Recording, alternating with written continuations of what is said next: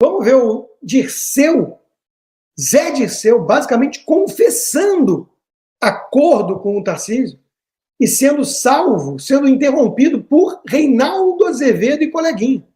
Reinaldo Azevedo, que fim de carreira, entrevistando Dirceu como se fosse um grande estadista. Por exemplo, agora, acabou sendo feito um acordo entre o Mendonça Filho, né, e o Camilo Santana, nosso ministro da Educação, sobre a questão do ensino médio, porque nem nós podemos aprovar o que nós queremos, nem eles podem por causa da opinião pública. Dá um exemplo de uma questão.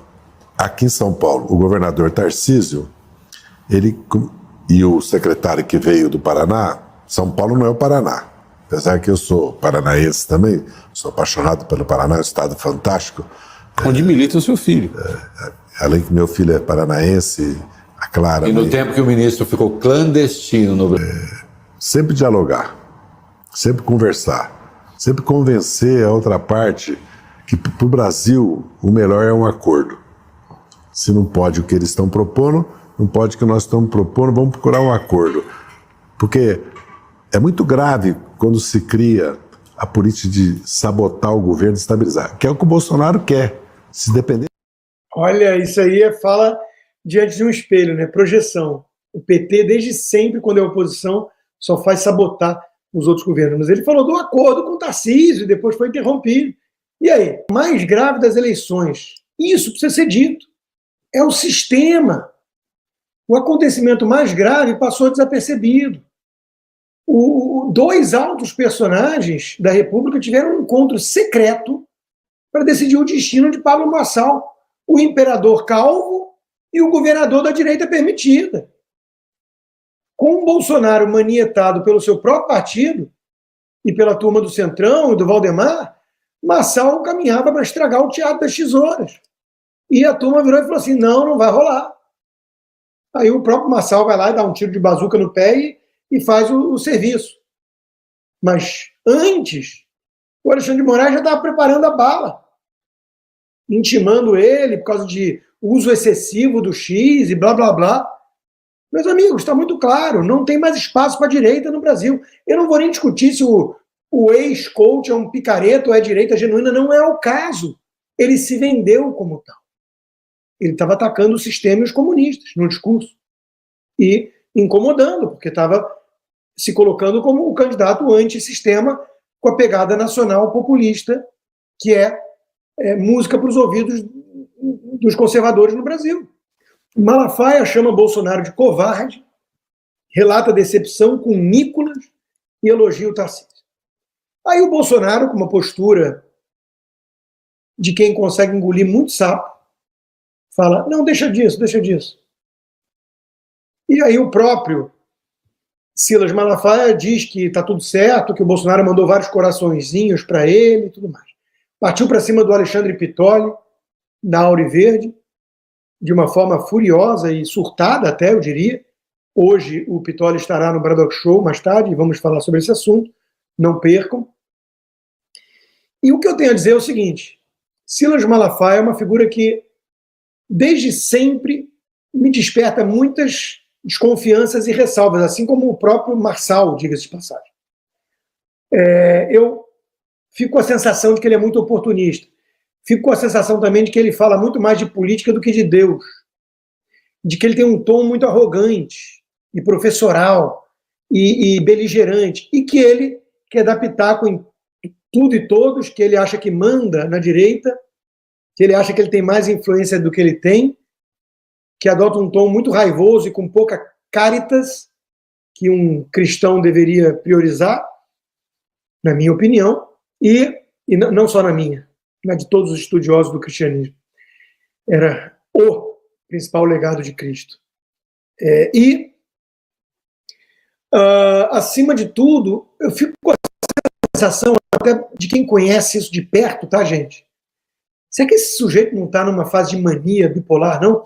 Eu digo isso assim, não venha para cima de mim, Silas, também agora, com 3 pedras na mão. Veja, eu falo isso porque essa postura foi muito divisiva para a direita. E é curioso, no mínimo, que ele estava na Globo, falando com a Mônica Bergamo, dizendo que o Bolsonaro, que líder é esse? Porque o Bolsonaro estava dividindo a direita, porque não apoiou com a empolgação do Tarcísio o Ricardo Nunes e o Pimentel lá em Curitiba, sendo que tem um baita nome da direita em Curitiba, que é a Cris Grama, 35. Então, é absolutamente compreensível. Os filhos do Jair Bolsonaro reconheceram isso. Olha, lá tem um nome muito bom da direita, é uma situação difícil. Então, o Silas foi para Mônica Bergamo, na Globo, lavar roupa suja na casa do inimigo, atacar o Bolsonaro e depois criticá-lo por dividir a direita. É muita incoerência. É muita incoerência. Então, de novo, se a direita depende, para salvar o Brasil, das lideranças do Tarcísio, que é melhor do que o Silas, e mais leal ao Bolsonaro, quero crer, mas não muito. O Silas, que bate no Nicolas, esse sim, um jovem que correu o Brasil para fazer a onda bolsonarista municipal.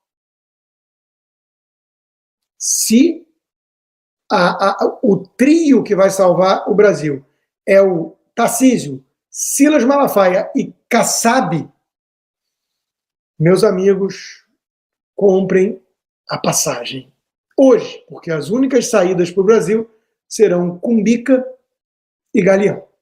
Então, o pastor Silas Malafaia criticou o Bolsonaro por uma questão até acertada. Às vezes o Bolsonaro fica meio em cima do muro, mas é porque é difícil a situação. E ele faz lá o cálculo dele também eleitoral, não vou negar, do curral eleitoral dele, digamos assim.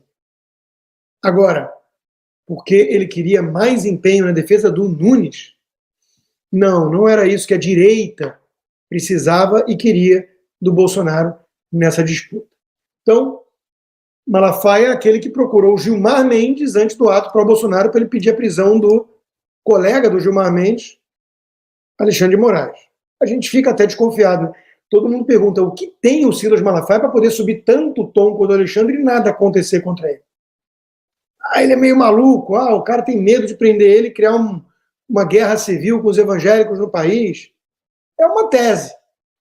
A outra é de que quem está muito próximo assim do Kassab, como parece ser o caso, tem costas quentes, como o próprio Janone já disse, eu tenho costas quentes com o STF.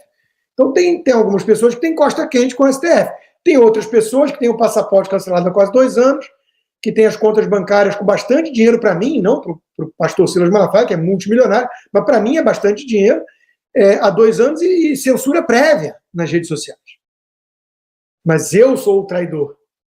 O Silas é o cara que defende o Bolsonaro e o Brasil e a direita conservadora. Eu sou obrigado a ouvir cada coisa, mas entra por um ouvido e sai pelo outro, porque quem tem as suas convicções e teme apenas a Deus e não aos críticos, né, faz aquilo que sabe que é certo, ou pelo menos que acredita. Uma turma querendo rifar já o Bolsonaro como líder de direita no Brasil e colocar em seu lugar o Tarcísio. Não cola. Vocês acham que o Tarcísio arrasta que multidão aí nos aeroportos, Brasil afora? O Tarcísio não é o líder da direita. O Tarcísio é um cara que vai no Gilmar Palusa, em Lisboa, elogiar o STF. É um cara que diz, temos que dialogar com Alexandre de Moraes. Bom, o Bolsonaro até tenta dialogar também, como nós vamos ver mais à frente. E como todo mundo lembra, usando o Temer como interlocutor. É uma situação humilhante, porque ele tem medo de ser preso a qualquer momento, porque ele quer viajar para os Estados Unidos e não pode. É uma situação humilhante. Mas o Tarcísio é, de forma muito mais explícita, a visão pragmática, excessivamente pragmática, de quem acha que consegue, num chá das 5, articular o Kassab numa mesa, numa cadeira, o Alexandre de Moraes numa outra, e vamos o quê? Vamos soltar o Daniel Silveira? Só se for para a colônia agrícola.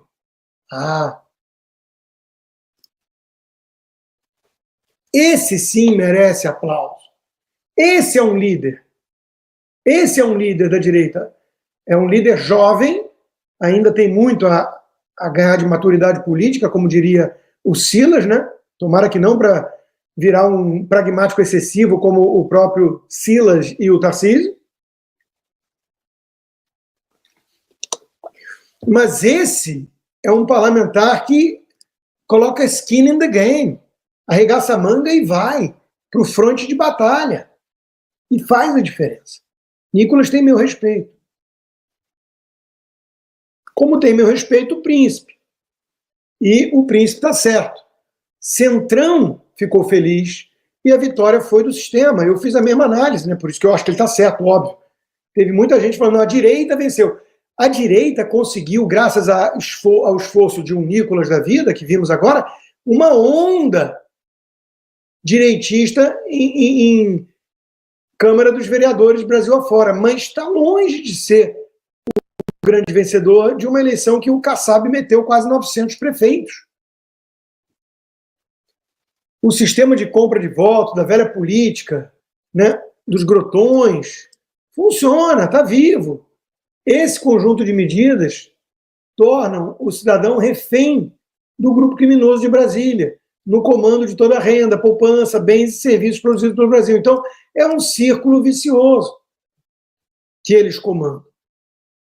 E é muito difícil romper com esse círculo, porque o próprio Kassab disse, quem nacionalizar demais a disputa vai se dar mal. Em São Paulo, talvez escolhe, né? O Marçal quase foi para o segundo turno. Isso porque ele deu um tiro de bazuca no próprio pé aos 45 do segundo tempo, de forma incompreensível. Agora, vai Brasil afora, 5.500 prefeituras, não é isso que pesa. E o Kassab sabe, né, como o sistema funciona.